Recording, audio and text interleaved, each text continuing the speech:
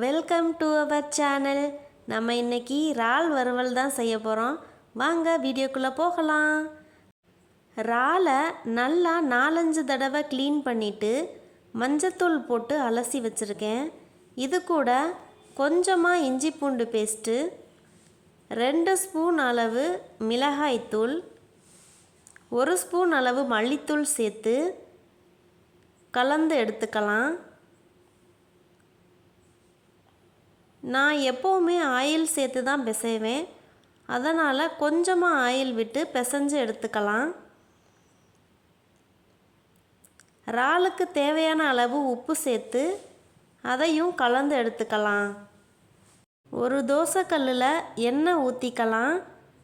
அடுப்பை லோ ஃப்ளேம்லேயே வச்சுக்கோங்க. எண்ணெய் லைட்டாக சூடானதும் ஒவ்வொரு இறாலாக இதில் போட்டு எடுத்துக்கலாம்.